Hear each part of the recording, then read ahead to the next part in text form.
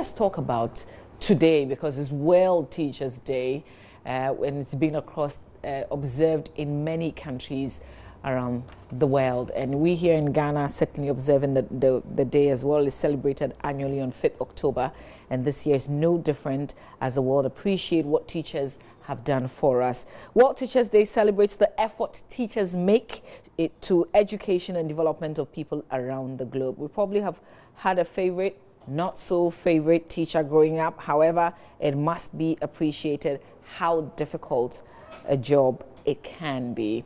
My guest for this conversation, and Maxwell Ababa, would also link up with us live with some school kids. Let's hear them talk about their teachers.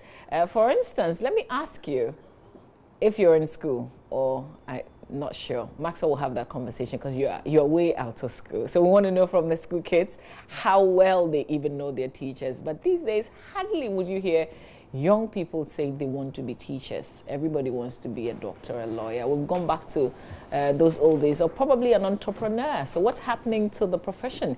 Can it stand the test of time? They say it's the oldest. Will it continue to be? Christian Adaipoku is my guest on the show. He's president, National Association of Graduate Teachers. And good morning to you. Good morning, Mama. I think it's appropriate to say Happy Teachers Day. Oh, yes, it's appropriate. Yeah. And we are grateful for the opportunity given us. Yeah. At least for the nation to recognize and the world to recognize us for the work we do. But it's not a holiday. Oh, it's not. Yeah. It's not. But it's still being commemorated, and that's good enough. You don't wish that it was a holiday? We have made advocacy for it to be declared holiday, at least for teachers, because today is our day. We are supposed to be celebrating, be part of the national program going on. Unfortunately, we are being asked to go to the classroom and teach. So even though this is going on, it will be live on national TV and so on. Most of the teachers will not have the chance to even watch. Yeah. Perhaps it's because we have too many holidays already. Oh, just for the students and the teachers, not everybody, so that the teachers will have the chance to be able to participate fully in that day. Is it an argument that you're still pushing? On what levels? The last time we spoke about this was 2 years ago. We made an appeal to the Minister of Education that teachers continue to complain that this is our day. We are supposed to be part of the activities for the day, but only selected few are permitted to be part of the day. Most of us don't attend the program. We don't watch it on television. If you get the chance, maybe after we have closed from school, we get a chance to watch TV and we see some of these things. But we thought that we should be active participants. And so if it can be declared a holiday just for the teachers and their students, it will be good for us. Okay. Teachers in Ghana get a lot of bashing. So on this day, I want to ask you, from your point of view, because you're also a teacher, what should we be celebrating really? Yes, you celebrate teachers in spite of the bashing we get, because we know our work, our job is so difficult, it's chaotic, it's frustrating. In fact, it is very, very challenging. But in all this, we are also happy to be teachers because we know we have brought up a lot of people, intelligent people like you, like any other person in this country who has passed through the hands of a teacher. And when we meet our students who have been placed in higher places, we feel happy and we feel fulfilled. And when we see that our students are performing to build this nation, we feel fulfilled. And that is why we think that we will be celebrated all the time, in spite of the vagaries and the drudgeries of the job we do. You teach in Kumasi yourself? Yes. Okay, what's the name of your school? Nkaria Senior High School for now.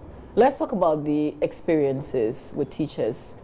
We've been here on JoyNews, we've been highlighting on some of the deplorable conditions and the focus has been where the students, the pupils even sit. But there are teachers who even have to stand in these classrooms and also teach. Let's talk about those experiences, the challenges with teaching in very deplorable conditions. Yes, that is clearly linked up with the theme for this year's celebration, which talks about teaching in freedom and empowering teachers. If you send a messenger anywhere, you empower that messenger to be able to deliver the message that you want the person to deliver across. But if you send somebody out there and you don't give the person the tools to be able to do that job, it becomes difficult for the person to be able to improvise and then come out with the results that you really want.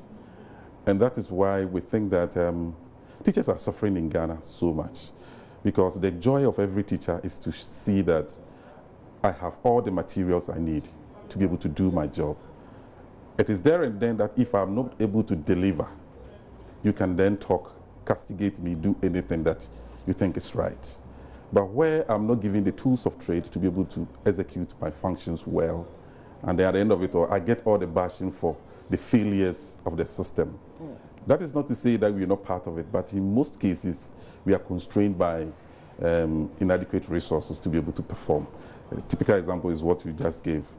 In a typical classroom situation, a teacher is supposed to have space to be able to maneuver. Students should be comfortably seated with all the materials they need to be able to work.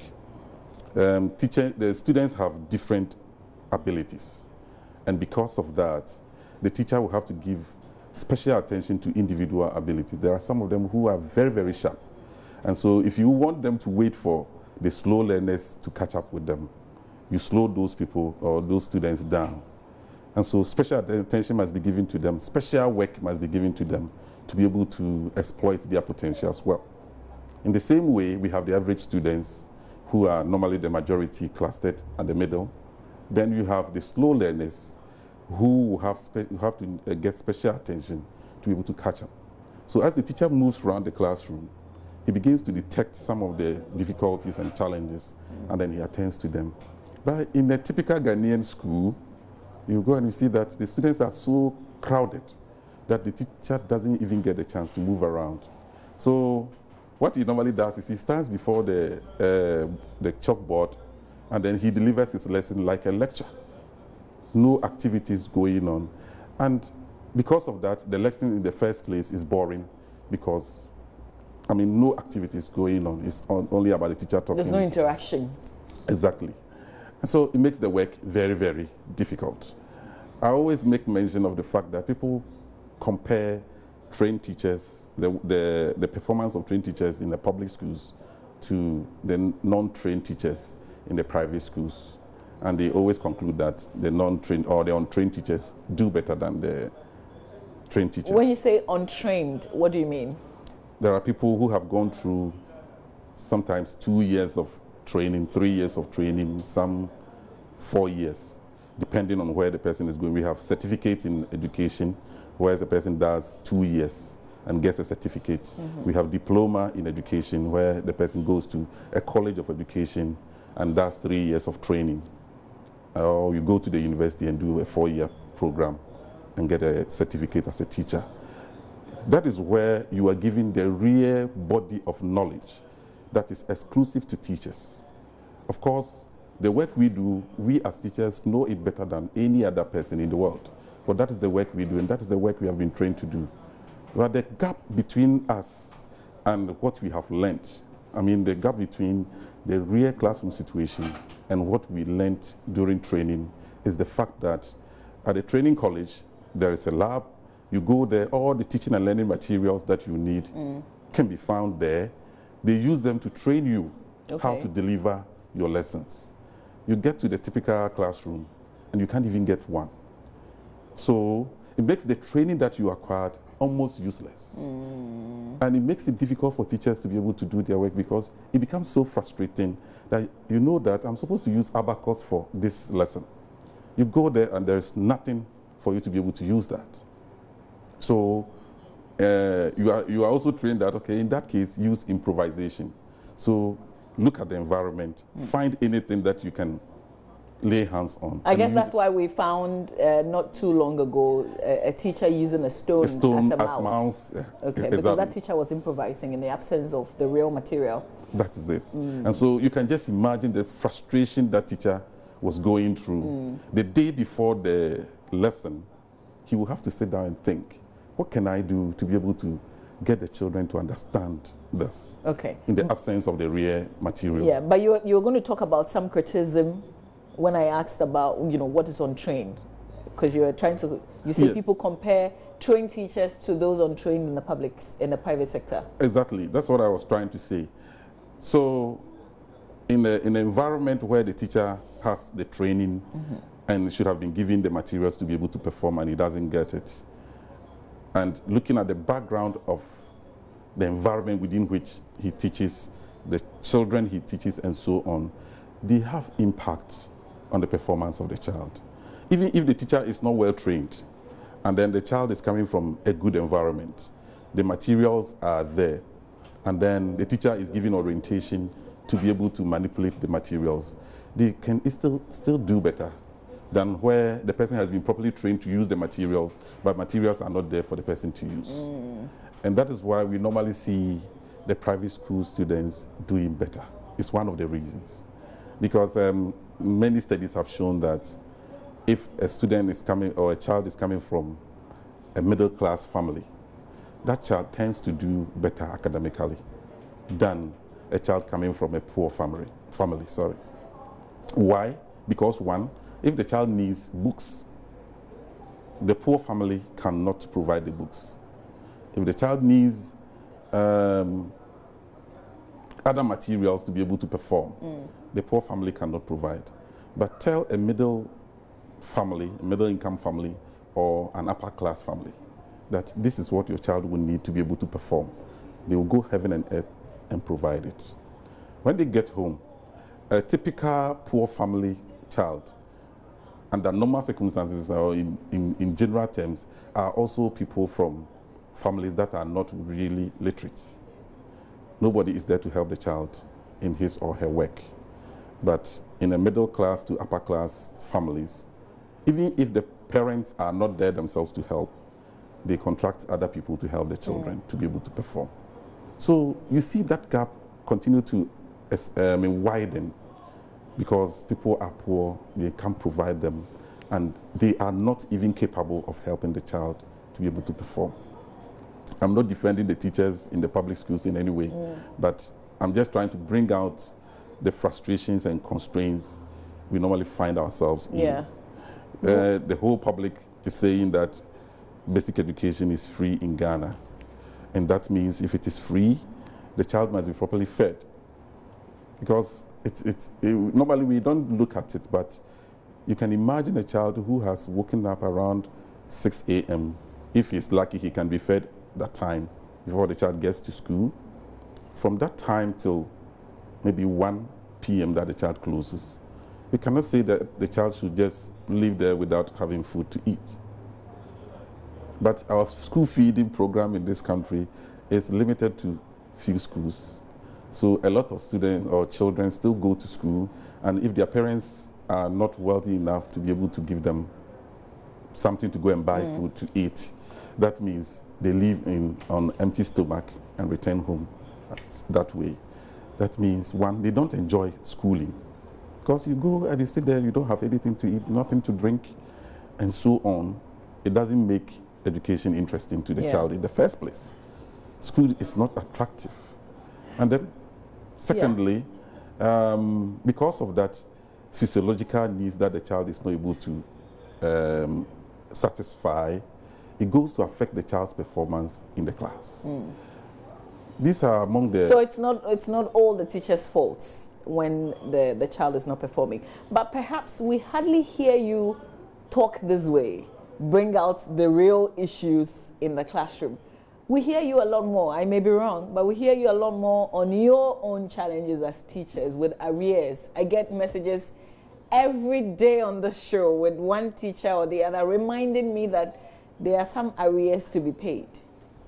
Yes, that is what UNESCO and ILO are reminding us today, that the teacher must teach in freedom and he must be empowered. The moment you take my salary from me, you have taken my economic empowerment from me as a teacher. So how do you expect me to perform well in the school when my economic power has been taken away from me? It's one of the reasons, one of the incentives for the teacher to stand in the classroom and perform. And in actual fact, it forms about 60% of the motivation of the teacher to go and teach.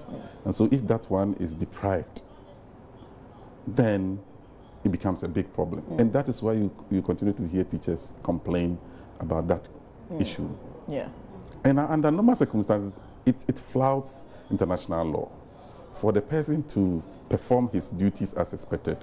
And when the time is due for the person to be rewarded, that reward is not given, and sometimes it's deferred for 2 years, 3 years before it is given, without adding anything to the depreciation aspect of that compensation. With that said, are there any arrears, at least with regards to your members? Yes, there are still arrears to be paid, yet to be paid. Even 3 days ago, there was a discussion on that matter. There are different shades of arrears. People who have taught and have been deprived of their salaries are there, and then allowances, arrears, and all those things are still lingering. Okay, so salary arrears, normal salary arrears. Yes. Okay, well, why is that so? Does it mean that the teacher is not paid at the end of every month? There are different reasons. One of them is that in the public service, when the person is employed, under normal circumstances, the person is supposed to be paid the very first month that the person gets employment or reports to duty. But it so happens that in the Ghanaian public service, it takes sometimes 6 months to 1 year. Because of all the processes of clearance. Yes, before the person gets on the payroll. And then there is a policy that the moment you get on the payroll, they can only pay you 3 months of the arrears that have been accumulated. And that means you have to struggle, go through, a tortuous path to be able to get the salary back. And then in the course of that, validation, a whole lot of things. Yeah. So frustrating. Well, I'll come back and ask, because I know some salaries were not paid. Was it in August? I want to find out from you if at least it was paid in September. But my colleague Maxwell Ababa is at the St. Paul's Lutheran School. It's all about teachers. We want to hear the young kids also talk about their teachers. Maxwell Ababa, over to you now.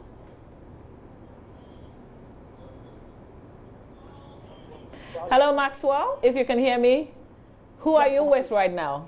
Okay, so we are with some of the students here, some of the students here at St. Paul's Lutheran. Hello, Maxwell. Yes, Mama, as you rightly stated, we are here at the St. Paul's Lutheran School. A while ago. Yes, Mama V.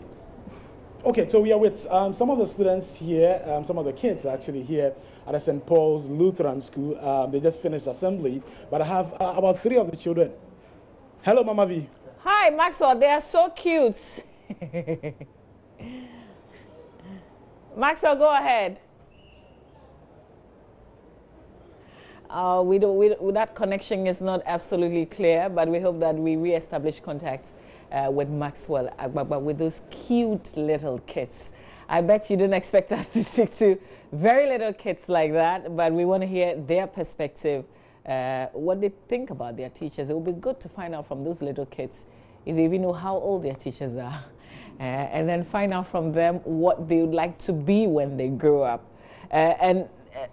Ms. Adaipoku, these days I was saying that it's difficult to hear. I don't know. Maybe that's my thinking. But do you hear children say they want to be a teacher, like a child saying, I want to be a teacher when I grow up? It's difficult to hear children say that. Not that teachers are not being good role models, but the society is not giving us what it's due us. And picking a profession is not all about just the motivation to work, but also what goes with that work you're doing. And that is where the problem lies. I'm so impressed with the scenery that you just showed. That school is a school that any teacher would dream to be. Look at the environment, look at the appearance of the pupils there, and so on. That alone is attractive and motivating for a teacher to be there. I don't know the air conditions of service there as far as teachers are concerned. But at least just the environment. So motivating. Yeah. And every teacher will be happy to work. Where you work is not like that. It doesn't look anything like that. Mine is in a senior high school, and relatively, senior high schools tend to appear nicer compared to the public basic schools. Okay. There are certain structures that you don't even want to consider them as a place that is habitable enough for any kind of human species. Yeah. What's been your experience with the free senior high school and the computerized placement? We know that it's done. It was over and done with 30th of September, but are there any leftovers, at least where you teach? Not necessarily where I teach, but I've been to the headquarters on many occasions, and I've seen that even though they have brought it to a close, there are a few issues that parents continue to raise. And yesterday we made a suggestion to the ministry that they should be thinking of setting up a desk at the Free SHS Secretariat to deal with such peculiar issues. People have still been placed at wrong places. Somebody is in Accra, he has been placed in a day school somewhere in Kumasi or any other part of the country. So it puts pressure on the parent to go and rent an accommodation for that child. And that is even more expensive than what used to be, where they will have access to boarding houses. Yeah, of but their can a 16 or a 17-year-old or a 14-year-old live by themselves? You know, would the parents want to also even do that? That is the biggest danger we all face.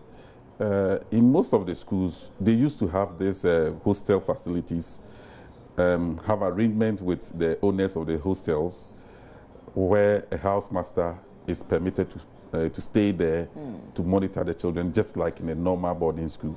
But this situation that we find ourselves in is not the organized type of hostel. Children are left on their own to rent apartments or rent houses, rooms to stay in, and that is really, really dangerous. I think it has not come to the attention of the authorities. Probably we didn't think through that at the formulating stage. But now that it has come up, we will need to quickly find a solution to this, especially in the interest of our young girls. They are really, really endangered in this kind of situation we find ourselves. And earlier we all look at this, the better it will be for the country. Let's talk about those who were not paid. Was it in August? I remember some monies were withheld because they had not been cleared. We have been through difficulties. The first was the SNIT validation thing. And within that one, about 13,000 teachers out of the 26,000 public sector workers were not paid. It became a fight. It nearly resulted in a strike. But at a point, we were able to resolve it. And I think for now, I've not heard of any report. But as of June, and then majority of the people had been paid. Okay. Then when we ended in July, we had a meeting with Controller and Accountant General's Department, and we're told due to validation problems, in August, some teachers will not be paid. We did a lot of education to help the teachers and the heads of department in the various schools to make sure that the teachers are properly validated. Unfortunately, still, some teachers were not validated and they were not paid. But we have been talking to Controller. September salary has just been paid. We are here to get the reports to know how it went. All right. Let's go straight to Maxwell now. Maxwell is engaging those cute little kids on Teachers' Day today. What do you want to do in future? I want to be a doctor. You want to be a doctor? Why don't you want to be a teacher? It's because... I want to help people that are dead and to be well nicely. Oh, okay. I get you. That's why I don't want to be a teacher. But tell me, who's your favorite teacher here at St. Paul's Lutheran? Auntie Marian. Auntie Marian. Why is she your favorite teacher?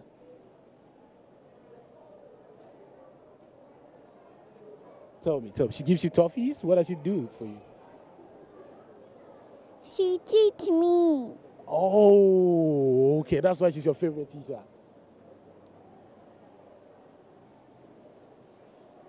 I get you. I know. Okay. Let me find out from the other kids here. Hey, what's your name?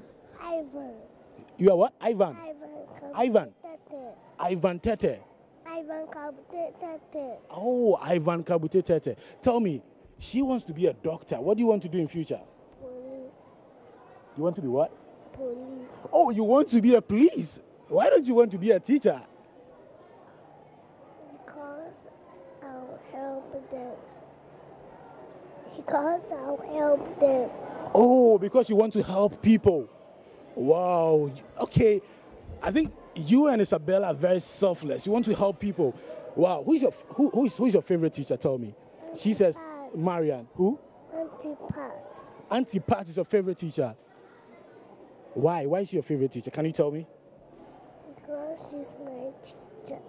Because she teach me. Oh, because she teaches you all.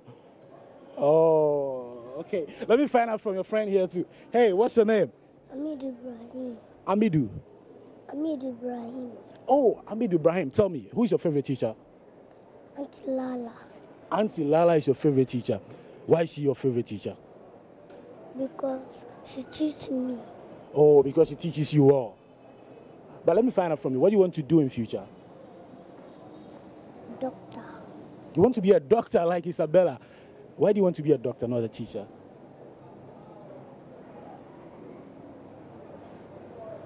Because I want to help people. Oh, because you also want to help people. That's so cute. Thanks so much, okay? Thanks so much for talking to us. We're grateful. It's World Teachers Day, and we are celebrating your teachers today, okay? So I want you to go back to your classroom, learn very hard, become the doctor that you want to become the police that you want to become, also become the doctor that you want to be, okay? See you. Bye.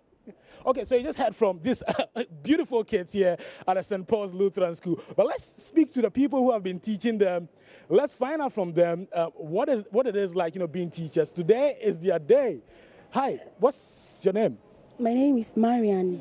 Oh, okay, Marian. Okay, someone mentioned your name. Yes. Okay, tell me, today is World Teachers Day. Yeah. What are some of the challenges that comes with it, with the job? I know these are children. It takes a lot of effort teaching them. Even adults, sometimes it's very difficult. What are some of the challenges that come with the job? Most of them are coming from different homes. You find it difficult to bring them together. But by the grace of God, we are able to do it. We are able to impact what God has given unto us into them. That's all. Yeah. Well, some people say that your reward is actually in heaven. So you don't get everything. Oh, you believe in that? Yeah, of course it is. That your reward is not in heaven? Of course. It's in heaven? Of course it is. But I'm Because, sure you these children are kind of angels. Okay. And so whatever they tell you, it works. So it's in heaven. We all go there and get it. Yeah.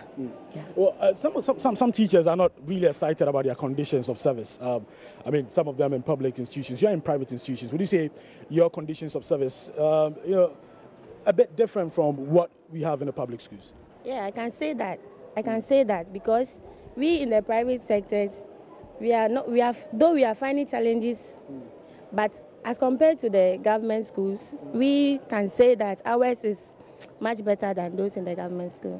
Yeah. But what are some of the challenges that comes, that come with the job? All the challenges, as my colleague said, most of them are coming from different homes. Yeah, the children, some of them, they will be doing certain things differently. So as a teacher, you have to make sure you treat them equally. Yeah. So that's how we are finding ourselves here.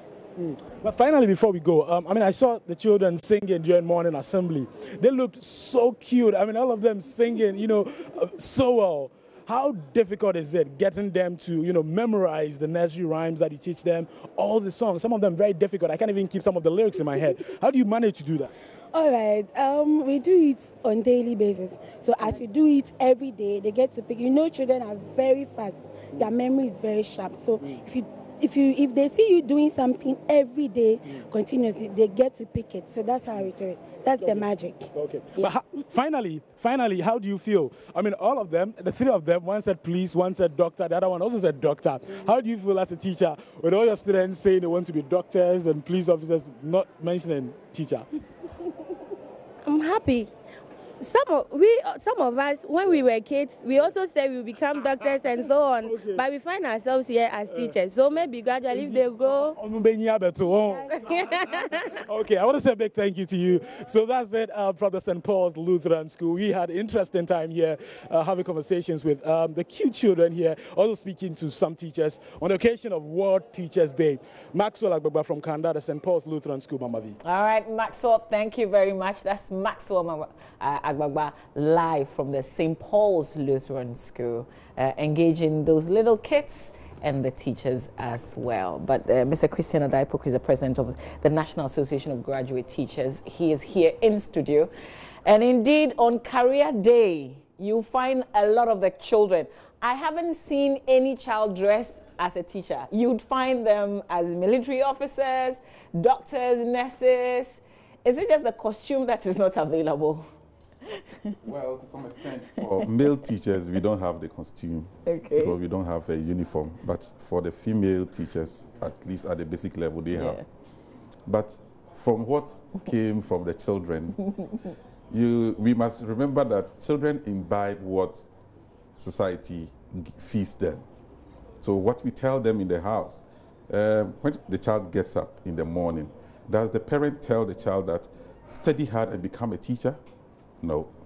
The parent will say, study hard to become an engineer, become a lawyer, become a doctor.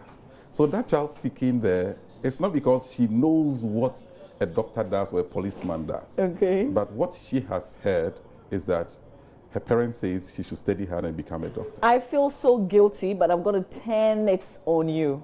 Do you tell your children to become teachers? I don't. I don't.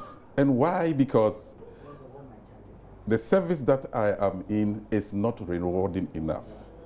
Yes, I enjoy teaching, and in fact, I have met a lot of my students I taught who are in high places, and when I see them, I feel so fulfilled. But the fact is, when I look at them, I see them as better than me. Not because I have not worked hard in society, but because the society has failed to reward me very well. We are among the few group of people who work the longest hours. How many hours do you do? The world average of every teacher's work is 11 hours in a day. Because we do sometimes 5-6 hours in the classroom, and we spend a lot of hours preparing for the next lesson. Any teacher who doesn't spend more hours preparing his lesson than the hours he uses to deliver the lesson, that means that teacher is not performing well. Well, if you're going to use 30 minutes to deliver a lesson, you will need more than 30 minutes to prepare for that lesson. Yeah. Well, we hope that, as we observe these days, we'll begin to reflect. Because what you've said, I am reflecting a lot on it. Without teachers, most of us can't do what we do. Because, the teachers will hold the kids, will keep them. Some people even help the children do their homework in school, which we are not encouraging, by the way. But that's the point is to be made that teachers are there for us, a lot of us parents. And so on this day, as we observe Teachers' Day, we celebrate you, Mr. Christian Adaipoko, as well. We hope that we all would encourage our children to become teachers someday. Thank you so much for spending time with us here on the show. You're welcome. We appreciate it. And thanks for the opportunity. Yeah. All right, stay with us here on the show. We'll bring you some entertainment. It's Ketsi Airtel, and I can't say it enough. Make sure you get on to the Airtel Sika Koko, where you get 1 gigabyte. It's a whole gigabyte for only 5 cedis, and it's valid for 3 days. If you're a heavy data user, this is what you need. Smart is making the most of your internet, so dial 125 star is star 125 star 3 hash now and bundle. Airtel is the smartphone network. Becky will be up next right after this.